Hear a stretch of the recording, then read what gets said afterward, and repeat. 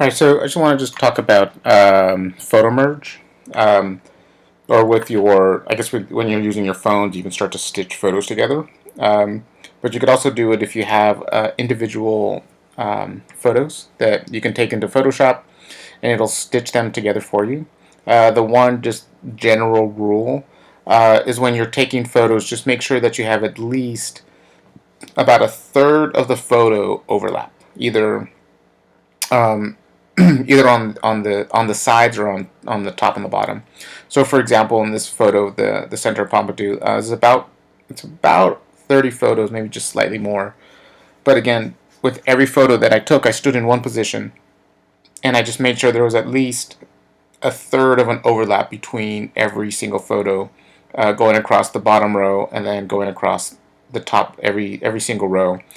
Because without that overlap, um, the when the program is running, it doesn't know how to match up the pixels.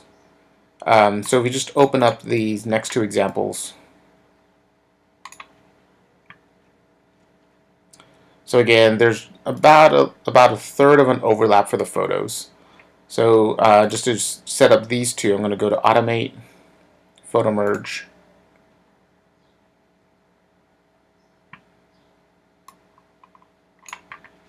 Leave it on Auto, Add Open Files. It's just those two. I can do vignette removal or geometric distortion.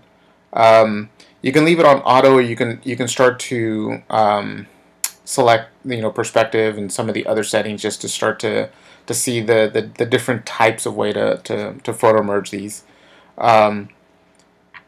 If you're using flat images, the best way to do it is probably just reposition. But once you add both of these, just hit OK.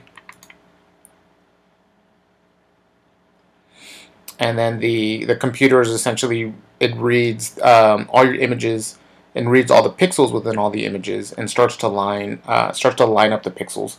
And again, the more overlap that it has, the better chances of it lining up the photo correctly. So here it is, then photo merging those, and you can see how much it took from one image versus how much it took from the other image. And again, you can just save this. You can just compress the images and just save it, or just save it as a Photoshop file.